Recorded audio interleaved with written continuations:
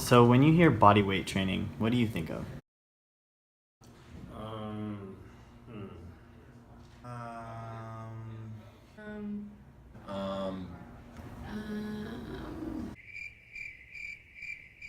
for me, bodyweight training is something someone does when they're injured or if they want to cut back on weights. It also could be very cost effective, so if anyone wants to save money, that's where they go to. I'm not too sure, but I think it's like what people who do CrossFit do. Is that like accurate or? so bodyweight training to me pretty much is a beneficial way of working out when you have time constraints or you don't have access to equipment.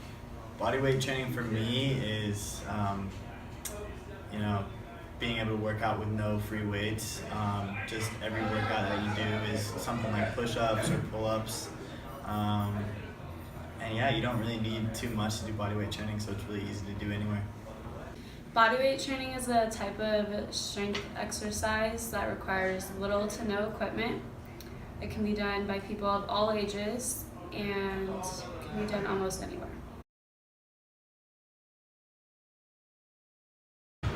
Bodyweight training is trending, and it is the second most popular fitness trend of 2017 according to the ACSM. The ACSM chose this trend because it makes working out affordable and it uses minimal amount of equipment. Bodyweight training is a form of strength training where only a person's body weight is being utilized as resistance as opposed to using free weights. It can be used for strength gains, power, speed, flexibility, postural control, and even more. And it allows people to get back to the basics when working out. The trend first showed up on the ACSM annual survey in 2012, and body weight training was defined as back to basic exercises like push-ups, planks, pull-ups, squats, and other exercises which use the body as resistance. So now that we have a better understanding of what body weight training is, what are some of the types of exercises that would be considered body weight training?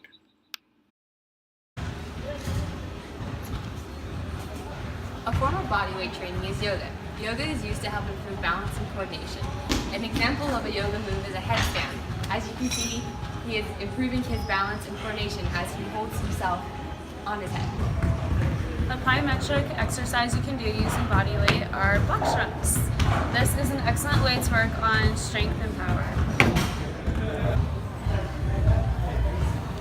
Bodyweight exercise is a great way to work on core stability. Exercises like leg raises, butterfly, and jackknives are easy ways to increase core strength. Keep those abs tight.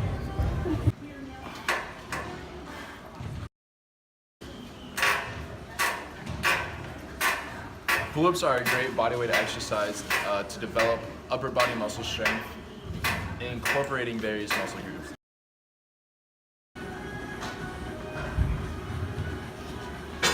Bodyweight squats are a good way to develop lower body strength, hip flexibility, and mobility.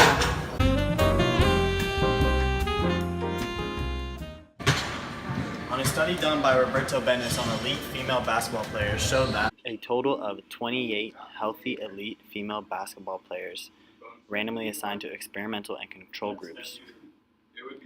They found bodyweight neuromuscular training programs improved postural control and lower limb stability as assessed on the Y balance test.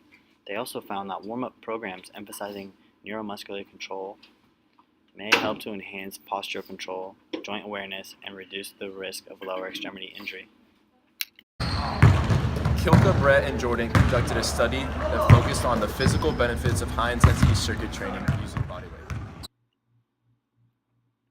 This article stated that the practicality and accessibility of high-intensity circuit training using bodyweight as resistance makes this exercise program a viable option for the masses.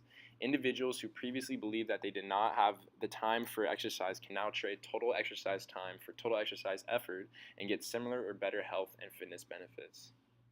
However, there are some contraindications to this.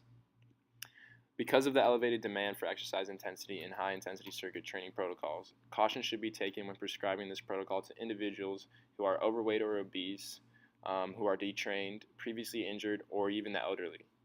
For individuals with hypertension or heart disease, the isometric exercises such as wall sits, planks, and side planks are not recommended. Just like any other form of exercise, prior medical clearance from a physician is highly recommended. So, who benefits from bodyweight training? Well, according to the blog of Roman Fitness Systems, There are 3 types of people who can benefit from body weight training, and this is explained by John Romiello in the article 3 People Who Can Benefit from Body Weight Training. The first group of people include athletes returning from off-season.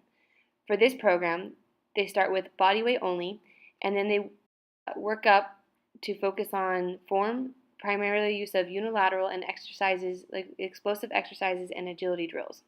They focus more on dynamic style of working out. The next group of people that can benefit from bodyweight training are your general fat loss clients. For this program, they generally train with bodyweight about twice a week for a month, and then they move into a weight and body weight combo, which includes like a hybrid style of training. The last group that can benefit from bodyweight training, which includes the weightlifter who stopped making gains. This program is for people who have been doing the same stuff for 2 years and they need some time off from the repetition nature of their training. According to this blog, they keep these people in about a 4-week bodyweight training cycle. So it's good for those trying to get back from injuries and those who are trying to switch up their exercise protocol once they plateau. what about older adults? Can bodyweight training be adapted for them? We looked to a study called The Effect of Resistance Training Using Bodyweight in the Elderly, just to find out. The aim of the study was to investigate whether or not slow movement protocol could be applied to resistance training using bodyweight. A total of 39 active elderly adults, ages ranging from 60 to 77, participated in a 16-week intervention program. In this program, the authors utilized 5 resistance exercises. These exercises were the squat, the split squat, push-up, back extension, and knee to chest. The authors also utilized 4 plyometric exercises. These exercises were chair standing to sit down, wall push-ups, getting up exercise, and wide step walking. In conclusion, an intervention program with bodyweight training can cause improvements in physical function in the elderly, even with single sets for each exercise. However, no hypertrophic effect was observed. In a blog written by Kylie Gilbert, all adults agreed that bodyweight training is a great and very effective form of training. A couple of downfalls associated with only bodyweight training are discussed. First, Adam Rosante, a celebrity trainer and author, and Kara Stokes, a fitness expert and personal trainer, both believe that weighted exercises should be incorporated into bodyweight workout sessions. Kara Stokes explains that you become limited in what you can offer your body by simply doing bodyweight exercises. Many bodyweight exercises, such as push-ups, require proper form and strength, which may not come easily to the average individual. She continues to explain that you want to be able to work your body in all planes of motion, and sometimes that's not possible if you're not super strong in certain areas of your body. And this is where we see the importance of incorporating some type of weight training. She always tells her clients that the weight work they do is building the strength they need in order to lift and lower your own body weight. So, even though fitness as a whole has begun to emphasize the popular phrase, train movement over muscle, Stokes believes it's still vital to train muscle in order to train movement. Discussed in this article is the possibility of hitting a plateau. Joel Martin, a kinesiology assistant professor at George Mason University, says that no matter what you're doing, if you're always doing the same workout, your body will adapt and it won't be as stimulating enough to cause changes in your muscles or body composition. Not to mention, you can actually lose strength if you're only focusing on body weight, depending on your current fitness level. While many people might improve and gain strength initially from body weight workouts. For those who already do, say 30 push-ups, focusing only on body weight training will actually cause your strength to decrease. In summary, we would definitely recommend bodyweight training to a wide range of individuals. For example, it can be used by the younger population, the middle-aged, and the older population, and any athletes looking to get back into recovery. Bodyweight training is a great way to train for those who don't have a lot of time in their days or those who don't have access to equipment that is necessary for their daily exercises. Some of the risks of bodyweight training include excessive bodyweight training to the point where you plateau and you experience no more strength gains. Overall, we believe this is a trend that's here to stay due to the fact that anyone can do it anytime, any place.